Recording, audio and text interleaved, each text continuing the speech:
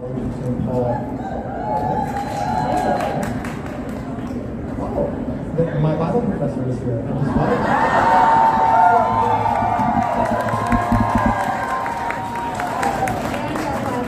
Yeah, and my co-author on all the Bible studies. You'll see him all later tonight. But during that time, there was nothing for people like us, meaning no TV or films, very few at least, that reflected my faith, that reflected our passion. So we were stuck. If we liked TV and movies, if we wanted to see something that was entertaining and exciting, we had no choice but to accept whatever Hollywood was giving to us. And back then too, there wasn't much encouragement in the way of doing media for a living. It was, if anything, it was discouraged. We would get people who would come to speak in our chapel, and they would talk about their ministries, and it seemed perfectly exciting and cool to go to third world countries, to go to dangerous parts of the world, to serve God, but never Hollywood. That's a place that's bad and it's going to corrupt our people. I remember thinking even back then, but what if we were salt and light? What if we also were part of it? It's not like there's some closed door. We can do it ourselves as well. And so I was always seeking content like that, and I thought, well, maybe I need to make something. Yeah. That's what ultimately led on a long journey towards The Chosen. But yes, to the point about obstacles, as almost everyone here knows, I mean, The Chosen was both from good. I had many cool opportunities, but I was always motivated by, this is really important for anyone who's in their teens and 20s, because I wish I would have known this then. I was motivated by results. I was motivated by success. I was motivated by, I'd love to be in the top 5 in the box. That's a lot of things the world teaches us, even from a young age. You're supposed to, know exactly what you want to do with the rest of your life at the age of like 16, Right. And what's your 5-year plan? Yeah. What's your 5-year plan? I don't even know what I'm going to do tomorrow. Yeah. 5 years from now. Yeah. So my 5-year plan was, I would watch the Academy Awards on TV, and then I'd go to the bathroom and practice giving a speech in front of the mirror. That was last year. That's not the most attractive. I was like, what are you doing in there? Nothing. Just, you'll get it someday. It'll be so cool. But that was the kind of thing that I was motivated by, and I think I told myself, well, because I'm going to be doing projects that are for God, this is a good goal, because that will allow me to spread the word more if I'm successful.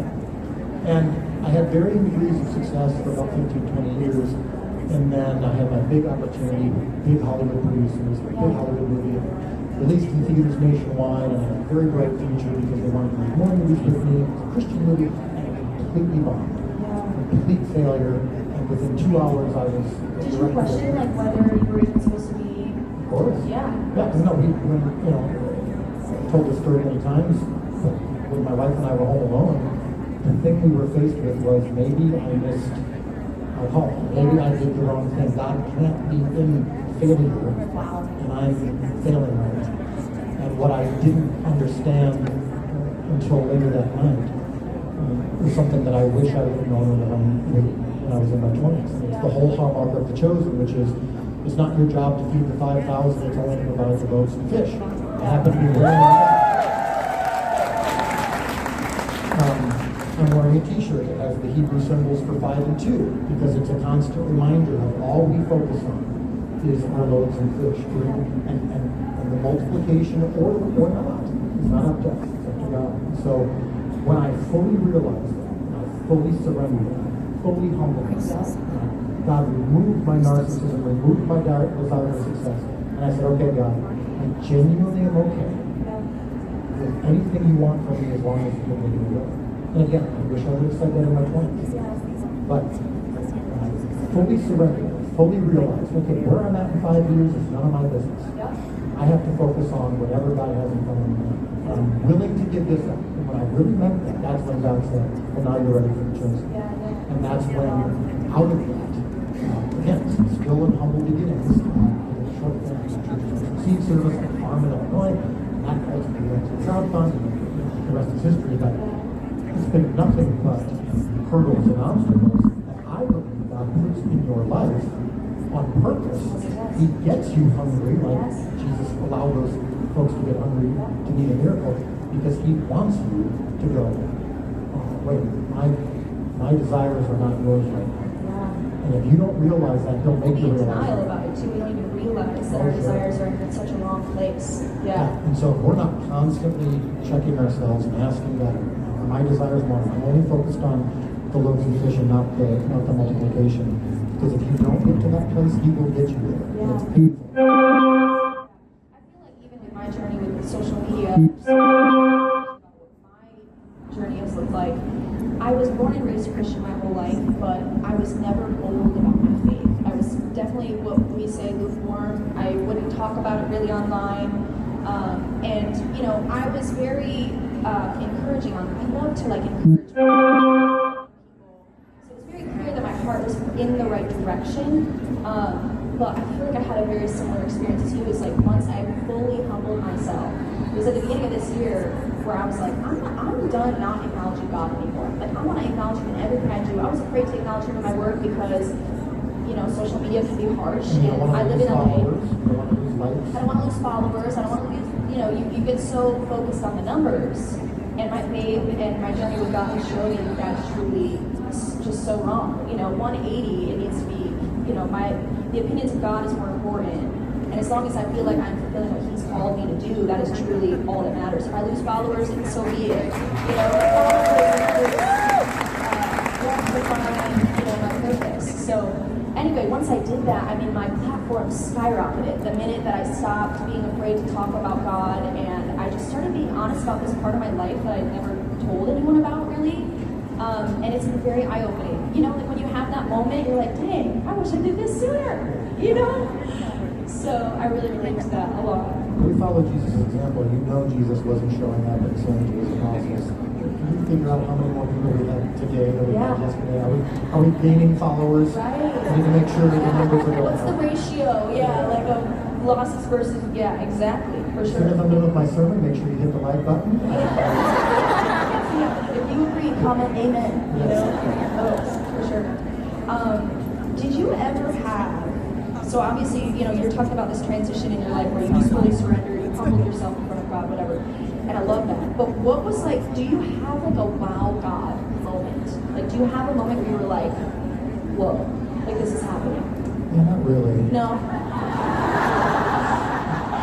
I can't think of one. The question should be, can you narrow all of these things down to one if you can say no? Yeah. Well, I mean, just even this moment right now, as we're talking, I'm looking out and I'm seeing hundreds and hundreds and potentially even thousands of people just in this room alone whose lives have been changed by what God is doing.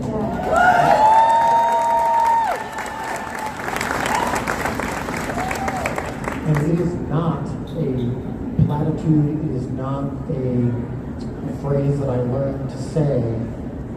I'm really watching God do this along with everyone else.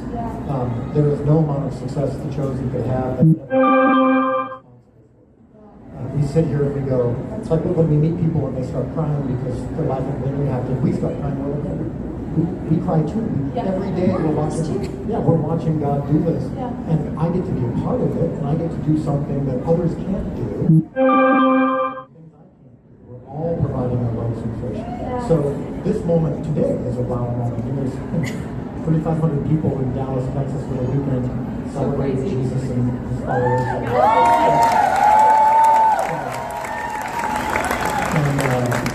And I was on a farm in Illinois making a little short film about the birth of Christ for my church.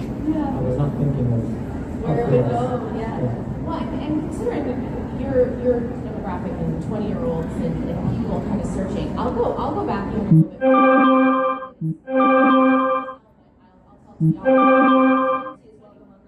I'll bring it up. Years before the Chosen, before the failure, before all the things, Dallas was mowing the lawn one day, and this is when, I mean, we were early married. He wanted to be a filmmaker. He was practicing in the mirror. But also, He did a couple of things similar to you. Uplifting. Yeah. You know, didn't want to be a Christian filmmaker because that's embarrassing. Christian filmmaker. But I want to bring my worldview in, but I want to make these great movies. And I'm like, yeah. And we were all excited about that. And he comes in one day from mowing the lawn, and he's like, I think God just told me I'm supposed to make Christian movies. And I actually went, Are you sure he said that? I was like, no, that's not. There weren't a lot of Christian movies that we could point to that would make us excited, but I was like, no. And then I meant that. And when you fast forward all these years, and you think about questions like, what you want to do or the desires of your heart. We didn't even know the desires of our heart. So when you read that verse that God will give you the desires of your heart, also He'll tell you what they are. And so for me, the coolest thing has been, He knew us better than we knew us, that this is what we wanted to do. I had no idea that this is what we wanted to do. And like you, when we just, it wasn't even a Christian movie, which is kind of a weird term anyway, but it was more about, I need to not be ashamed, I need to be explicit, and tell specific stories that aren't being told, and tell stories of my faith. And what's funny is once I made that shift, and said I'm no longer ashamed, not only did things start getting more quote-unquote successful, but it was with people who weren't even believers. Because it was like, when you're just honest and authentic, people are drawn to that. Whether or not it reflects their exact faith. And I've seen movies, when I watch Schindler's List, I'm not sitting there going, no, this is too Jewish for me. It's such a turn on. I'm like, this is a people of faith and a story that I'm very impacted by. And so that's what started happening as well. The Chosen, which is literally about Christ, very Christian. I don't know if you've noticed that. But it's extremely, and it's by far the most, the project that has been seen by and impacted the most people who weren't believers when they watched it. And it's, again, God just saying, I got this. Quit being embarrassed by me. Be proud and point people to me and I'll take care of the rest. Absolutely. That's awesome. I love that. Okay. So another question that I would like to ask is, I want to talk about spiritual warfare, and I want to hear about maybe some examples that you guys have faced through creating something like The Chosen. Because the enemy's real not happy about what y'all are doing. Real not happy about it, and I would love to hear maybe some examples that we wouldn't have known about, right? Because we see the version that's all speaking. We see the version, the end product. So we argue a lot. When there's spiritual warfare afoot, we argue more. And so we're actually getting a little bit better at we'll be in kind of a season and we're just chafy. I don't know, that's the word, kind of irritating each other. And I'm starting to see that and go, whoa, okay, wait. Because that's not normally, we really And that happens to everyone on our staff. And we'll see, over 50 full-time employees year round, and then when we're producing, and they all say the same thing. We call it the chosen curse sometimes. You come on board to join this project, you're going to start noticing things getting chafy. Totally. But just you can talk about just the last year. Well, to a degree, we have kids that are struggling now, and so that's even a harder level. So it's not, we don't like to blame everything. We're messing stuff up all by ourselves. And we need to stay before the Lord, and we need to stay humble. But we are, as a family, kind of coming around this idea of okay, some of this is our sin, some of this is our selfishness, but some of this is no doubt spiritual warfare. So let's just keep acknowledging that and praying for protection and the strength to move forward in it. I will also say, because I think it's important, that with marriage, you stay in community, and we have a great marriage counselor, and that's something we're actually very proud of, and so that's something that we don't even spend time. A ton of time in the arguing phase anymore, because we've gotten okay, we're struggling, let's just get back in and let's get this right. And so we're just I think doing life in that transparent way with each other, with our community, with our counselor, and just trying to stay before the Lord and a humble. But it is clockwork that when the season starts, and I'm about to do 75 days of filming, and so we film close to home now, so that's good. But when I'm off, she and the kids are going to now face every conceivable health crisis we can imagine. It's been, this last year especially, it's just been brutal, especially on our kids, physically and emotionally. And so when I'm in the middle of filming, and I'm like, we we don't have another chance at this. We have to keep doing this. We have to plow through no matter what. But I know what's going on at home sometimes. That's where it hits us the hardest. So whenever anyone asks, how can we pray for you? I'm like, family. God's got the show. He'll take care of it. He's got my family too. But we need help at home. Yeah.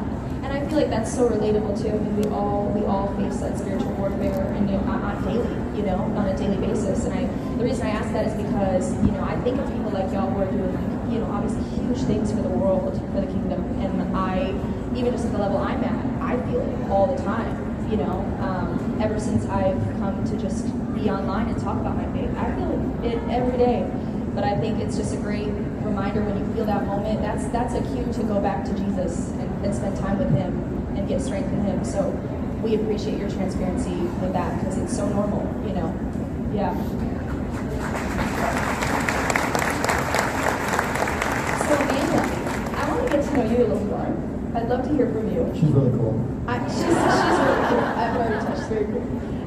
Before anything, I'd love to hear about how you came to writing and your passion for communication and speaking, because I feel like I can relate to you in that sense. I love to talk, and so I want to hear about that. And what is something that has sparked, what sparked it for you at such a young age, right? Because did you go to college for communication? I want to know about that. I mean, I've always talked too much. That's the problem. And so communication was just a natural. It's a gift. It's a natural thing. I actually started writing not because I wanted to be a writer. I'm the daughter-in-law of a very prolific writer. I would never have chosen to follow his footsteps because he can't. But I started journaling when God was convicting me about sin, to be honest. And I happened to be married to a filmmaker, and I happened to be watching some fun shows at the time, so I was kind of journaling in kind of a creative way. But I was journaling private stuff. Yeah. And he said at one point, he's like, you're writing a book. Wow. Because this is like my diary and my most secret things. Wow. But the Lord just really touched me. We're going to start this thing of transparency and authenticity pretty early. That book was a real turning point for us. And just being honest about what we were struggling with. The authenticity piece was your struggle. With wanting to put up a veil so that everything looks perfect, keep up with social media. This is what 20-somethings and teenagers struggle with the most. Yeah. And moms struggle with it too because you're seeing, Pinterest and social media, Facebook, Perfect, squeaky clean. and everything looks perfect. And so she was trying to keep up, and God was saying no more. And that, like you said, that started us on the authenticity journey. Yeah. Yeah. So I did that.